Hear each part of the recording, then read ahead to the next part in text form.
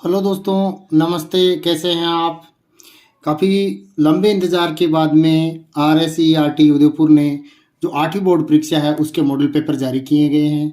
तो उसके अंदर कितने प्रश्न आएंगे, कैसे प्रश्न आएंगे, क्या प्रश्न आएंगे, इसके आधार पर अपन सभी सब्जेक्टों का देखेंगे। फिलहाल अपन शुरू कर रहे हैं दोस्तों कक्षा 8वीं के गणित विषय का मॉडल पेपर। तो दोस्तों समय रहेगा 2 घंटे 30 मिनट और पूर्णांक रहेगा 80। तो सबसे पहले आपको पार्ट फर्स्ट यानी भाग ए करना है, जिसके अंदर पहला प्रश्न होगा वो वस्तुनिष्ठ प्रश्न टाइप होगा। तो पहला प्रश्न दिया गया है दोस्तों, नीचे दिए गए विकल्प दिए गए हैं, सही विकल्प का कोष्टक में भरिए। 15 प्रश्न है, प्रत्येक 1 नंबर का, इसलिए टोटल 15 नंबर आएंगे। बहुत ही इजी प्रश्न होते हैं, अगर आप इसको आसानी से समझ लेते हैं तो बहुत ही आसान तरीके से हो जाते हैं। मैं आपको प्रत्येक प्रश्न को विस्तृत रूप से करके समझाऊंगा, डायरेक्ट उत्तर नहीं बताऊंगा। काफ़ी चैनलों पर डायरेक्ट उत्तर बताए जाते हैं, बच्चे के समझ में नहीं आते, लेकिन मैं आपको सॉल्यूशन करके भी साथ में बताऊंगा। तो देखते हैं दोस्तों पहला प्रश्न, निम्न में से कौन सी प्रिय संख्या योज्य तत्समक है? तो इसके अंदर दोस्तों योज्य तत्समक का मतलब क्या होता है कि जैसे मतलब 5 है, अब इसके अंदर मैं क्या जोड़ूं कि इसके बराबर ही तत्समक यानी बराबर ही आए। तो इसके अंदर मैं क्या जोड़ूं? 0। तो योज्य तत्समक हमेशा होता है 0, तो इसका आंसर होगा ए। ठीक है दोस्तों, साथ ही गुणन तत्समक भी बता दूं, जैसे 5 से मैं किससे गुणा करूं? एक जो 5 आए तो 5 को हमेशा 1 से गुणा करते हैं। तो 5 जो गुणा में 1 है वो गुणन तत्समक है और जोड़ में 0 है वो योज्य तत्समक है। तो दोनों मैंने यहाँ आपको बता दिए हैं। अब देखो दूसरा प्रश्न है, -5 का गुणात्मक प्रतिलोम ज्ञात करो। गुणात्मक प्रतिलोम में क्या करते हैं दोस्तों, अपन अंश को हर बना देते हैं और हर को अंश बना देते हैं। तो इसके अंदर अंश 5 है, हर नहीं है, तो मतलब बट्टे में 1 है। ठीक है दोस्तों, तो अब इसका क्या आएगा उल्टा, 1/-5। तो 1/-5 या -1/5 एक ही आंसर है दोस्तों, तो इसके अंदर हो जाएगा आंसर सी सही। इसके बाद में अगला प्रश्न दोस्तों, समीकरण x 6x बराबर 12 को हल कीजिए, यानी इसके अंदर x का मान ज्ञात करना है। तो देखो दोस्तों 6x बराबर 12, तो दोस्तों x बराबर क्या आएगा, 6 इधर गुणा में तो इधर आएगा तो भाग में आ जाएगा, और 12 में 6 का भाग देंगे तो 2 आंसर आएगा। तो इसका आंसर होगा दोस्तों सी, क्योंकि 2 आंसर है वो सी में दिया हुआ है। आपको आगे ए बी सी भरना है। ठीक है दोस्तों, अगला प्रश्न है दोस्तों, समीकरण 2x - 3 बराबर 5 में चर कौन सा है? तो चर का मतलब चर 2 पद होते हैं समीकरण के अंदर, एक तो चर पद होता है और एक अचर पद होता है। ठीक है दोस्तों, तो चर के अंदर वो आते हैं जैसे A B C X Y Z P Q R, यानी अल्फाबेट होते हैं वो चर आते हैं, और संख्या होती है वो अचर होती है। तो चर पद कौन सा होगा इसके अंदर? एक्स अकेला ही है, ABCD वाला अल्फाबेट, तो एक्स इसके अंदर आंसर हो जाएगा दोस्तों। ठीक है, अगला प्रश्न है दोस्तों, x/3 बराबर -3 हो तो x का सही मान ज्ञात कीजिए। समीकरण को हल कर लेते हैं, आ जाएगा देखो 3/x बराबर -3। अब देखो दोस्तों x को इधर भाग में है तो इधर गुणा में आ जाएगा, और ये इधर गुणा में है तो इधर भाग में आ जाएगी। फिर भी देखो करके दिखाता हूं, 3 बराबर -3 और x इधर क्या है, गुणा भाग में है तो इधर आएगा तो गुणा में आ जाएगा। फिर इसको आगे हल करते हैं दोस्तों, ये 3 -3 है, इधर गुणा में है तो इधर भाग में आ जाएगी, 3/-3 बराबर x, यानी x बराबर 3/-3। तो x बराबर 3/-3 बी इसका आंसर हो जाएगा दोस्तों। ठीक है दोस्तों, अब देखते हैं अपन आगे वाले प्रश्न। आगे वाले प्रश्न देखो, 9 का वर्ग। 9 का वर्ग का मतलब क्या होता है दोस्तों? 9 का स्क्वायर, यानी 9 गुणा 9। तो 9 गुणा 9 के कितना होता है दोस्तों? 9 का वर्ग यानी 9 का स्क्वायर, यानी 9 गुणा 9। 9 गुणा 9 कितना होता है? 81, तो 81 इसका आंसर हो जाएगा।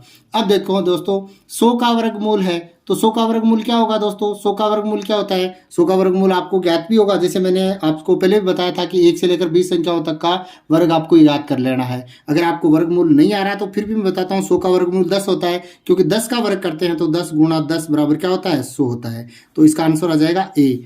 और फिर भी मैं आपको करके बता देता हूँ, देखो 100 एक सम संख्या इसलिए 2 का भाग जाएगा, 50 आ जाएगा। 50 भी सम संख्या इसलिए 2 का भाग 25, और 25 में 2 का नहीं जाएगा क्योंकि विषम संख्या है। 3 का भी नहीं जाएगा क्योंकि दोनों अंकों का योग 7 है, और फिर 5 का जाता है तो कितनी बार? 5, और 5 में 5 का जाएगा एक बार। तो अपने पास आया क्या दोस्तों? 2 गुणा 2 गुणा 5 गुणा 5। समान समान दो संख्याओं का जोड़ा बनाते हैं, तो इसमें आया 2 और इसमें आया 5, 5 दूनी 10 इसका आंसर हो गया दोस्तों। ठीक है दोस्तों, अब देखते हैं नेक्स्ट प्रश्न। अगला प्रश्न है दोस्तों कि 15,625 के घनमूल में इकाई का अंक होगा। अब देखो दोस्तों, इसके अंदर आप या तो इसका घनमूल ज्ञात करो, तो पहले तो इसका अभाज्य गुणनखंड करो और फिर इससे घनमूल तीन तीन के समान जोड़े करके घनमूल ज्ञात करो और उसमें इकाई का अंक देखो। ये प्रोसेस बहुत कठिन होता है। मैं आपको इजी प्रोसेस बताऊं, आपको क्या करना है, उत्तर से चलना। इसके घनमूल में पूछ रहा है, मतलब इनका घन करना है। तो 3 का घन कितना होता है दोस्तों? देखो मैं 3 का घन करके आपको बताऊं। 3 की घात 3 यानी 3 का घन यहाँ करके बताता हूँ। 3 का घन क्या होता है दोस्तों? यानी 3 गुणा 3 गुणा 3 यानी 3 बार करना है। तो कितना हुआ? 9 और 9 को 3 से गुणा किया 27। 27 में इकाई का अंक 7। तो इसका मतलब इसमें तो इकाई का अंक अपन को कितना चाहिए? 5। तो ये तो नहीं होगा। दूसरा क्या है दोस्तों? 4। तो 4 का घन क्या होता है? 4 गुणा 4 गुणा 4। अब देखो इसका 4 को 4 से गुणा किया 16 और 16 को 4 से गुणा किया 64। तो इकाई का अंक क्या है? 4। तो अपन को तो क्या चाहिए? 5। ये भी नहीं होगा। अब देखो दोस्तों, 5 का घन क्या होता है? 5 गुणा 5 गुणा 5। तो 5 को 5 से गुणा किया 25 और 5 को से फिर गुणा किया 25 को, तो 125। तो इकाई का अंक क्या है दोस्तों? 5 आया। तो अपना आंसर हो जाएगा सी सही। अगर आप 6 को भी 6 का घन करोगे तो इकाई का अंक इसमें 6 ही आएगा। तो आंसर होगा अपना दोस्तों सी। ये इजी तरीके से करना। आप इसका घनमूल याद करके लाएंगे तो बहुत टाइम लगेगा। अगला प्रश्न है दोस्तों, किसी कक्षा में 40 विद्यार्थियों में से 60% विद्यार्थियों ने प्रथम श्रेणी में उत्तीर्ण हुए, तो प्रथम श्रेणी विद्यार्थियों की संख्या ज्ञात करो। मैंने आपको इसका सीधा प्रोसेस बताया था दोस्तों। ऐसे प्रश्न आए तो आपको ये संख्या लिखनी है 40। इसकी जगह 40 का आया, विद्यार्थी आया, कुछ भी आया, कोई दिक्कत नहीं है। यहाँ देखो 60% का मतलब होता है बट्टा 100। बीच में लगा दो गुणा का निशान। आया समझ में? दोबारा समझ लो। 40 का 40 लिख दिया, 60% यानी 60/100, बीच में गुणा का निशान लगाओ। देखो एक जीरो से एक जीरो, दूसरी जीरो से दूसरी जीरो, क्या बचा? 4 गुणा 6। 4 गुणा 6 कितना होता है? 24। तो इसका आंसर हो जाएगा दोस्तों अपने पास से 24।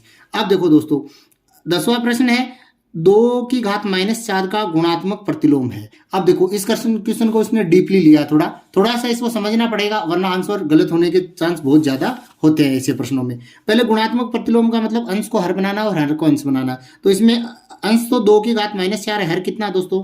बटा 1। हर दिया ही नहीं है, तो अब बटे 1 ले लिया, तो अंश में चला गया 1 और 2 की घात -4। अब देखो, अब 1/2 की घात -4 इसके अंदर आंसर है क्या? अगर ये आंसर दिया होता तो उसको डायरेक्ट टिक कर देते। अब नहीं है तो अपन इसको आगे सॉल्यूशन करेंगे। तो जब घाते माइनस में हो तो अंश का हर बना देते हैं, हर का अंश बना देते हैं। तो ये हर में है तो ऊपर ले जाएंगे, 2 की घात 4 आ जाएगा। अब 2 की घात 4 का सॉल्यूशन आप कर लो। 2 गुणा 2 गुणा 2 गुणा 2। 2 को 2 से गुणा किया 4, 4 को 2 से गुणा किया 8 और 8 को 2 से गुणा किया 16। तो इसका आंसर हो जाएगा दोस्तों 16। 1/16 मत कर देना वरना गलत हो जाएगा। ठीक है दोस्तों, अगला प्रश्न है, 2 की घात 12 की घात 0 का मान होता है। किसी भी संख्या की घात 0 हो, चाहे 5 करोड़ की घात 0 हो, तो भी मान होगा हमेशा 1। किसी भी संख्या की घात 0 होने पर उसका मान कितना होता है? 1 होता है। इसके लिए आपको सोचने समझने की जरूरत नहीं है, चाहे कितनी भी बड़ी संख्या हो। अब देखते हैं दोस्तों, 12x, 36 का सार्वगुणनखंड है, यानी 12x गुणा 36, 12x, 36। तो इसमें कॉमन क्या है? सार्वगुणनखंड का मतलब कॉमन। देखो दोस्तों, इसमें x है, इसमें x नहीं है, तो x तो आ ही नहीं सकता। अब देखो इसमें 12 है तो इसमें भी 12 है, क्योंकि 12 को 3 से गुणा करते हैं 36 आता है। तो इसमें क्या होगा? इसमें कॉमन 12 आ जाएगा, तो आंसर होगा 12। अगला प्रश्न है दोस्तों, चित्र में दिए गए आलेख कौन सा है? ये आलेख कौन सा है दोस्तों? ये दंड आलेख, आयत चित्र, वर्त आलेख, रेखीय आलेख। तो इसको क्या बोलेंगे दोस्तों? दंड आलेख बोलेंगे अपन। ठीक है। अगला प्रश्न है दोस्तों, संख्या 10 गुणा 5 प्लस 6 का सामान्य रूप है। तो बोर्डमास के नियम के अनुसार अपन क्या करते हैं? पहले ब्रैकेट को हल करते हैं, ब्रैकेट नहीं है, फिर भाग करते हैं, भाग भी नहीं है, फिर गुणा का नंबर आता है। तो गुणा को क्या करना है? 10 को 5 से गुणा करना है, तो कितना आया? 50 प्लस 6, और 50 प्लस 6 कितने होते हैं दोस्तों? 56। तो आंसर आ जाएगा 56। अगला प्रश्न है दोस्तों, क्या कोई संख्या 10 से विभाजित होती है? यानी 10 से कौन सी संख्या विभाजित हो? यानी पहले आप 10 का पाड़ा बोल के देख लो। 10, 20, 30, 40, 50, 60, 70, 80, 90, 100, सब में इकाई का अंक क्या आ रहा है? 0। तो इसमें देखो, संख्या के अंकों का योग 10 हो, नहीं, कोई मतलब नहीं है। संख्या के इकाई के अंक के स्थान पर 0 और 5 हो, 0 तो हो सकता है लेकिन 5 नहीं, गलत। संख्या में इकाई के अंक के स्थान पर सम संख्या हो, कोई मतलब नहीं है। 2, 4, 6 भी संख्या होती है। संख्या में इकाई का अंक 0 हो, ये आंसर इसका सही होगा। ठीक है दोस्तों, अब देखते हैं नेक्स्ट प्रश्न। अगला प्रश्न है दोस्तों, प्रश्न नंबर 2 शुरू हो गया। प्रश्न नंबर 1 के अंदर 15 प्रश्न हो गए। अब ऐसा देखिए ऑब्जेक्टिव टाउ, और प्रश्न 2 है, कोष्टक में दिए गए सही उत्तर को चुनकर रिक्त स्थान भरने हैं। तो आगे भी बहुत सारे प्रश्न है दोस्तों, तो वीडियो काफी लंबा हो रहा है, तो मैं इसका पार्ट 2 जल्दी अपलोड कर देता हूं, आप वो भी देख लीजिएगा। अगर चैनल को सब्सक्राइब नहीं किया तो दोस्तों चैनल को सब्सक्राइब कर लीजिए और आगे वाले बेल आइकन को ऑन करके ऑल को सिलेक्ट कर लीजिए, ताकि आने वाले वीडियो का नोटिफिकेशन आपको सबसे पहले मिल जाएगा, वीडियो सर्च नहीं करना पड़ेगा। और वीडियो को ज़्यादा से ज़्यादा दोस्तों के साथ शेयर कीजिए, वो भी इसका लाभ उठा सकते हैं। और दोस्तों सभी मॉडल पेपर मेरे चैनल पर देख सकते हैं आप, जिसकी लिंक वीडियो के डिस्क्रिप्शन में दी हुई है, वहाँ क्लिक करके आप सभी मॉडल पेपर देख सकते हैं। धन्यवाद।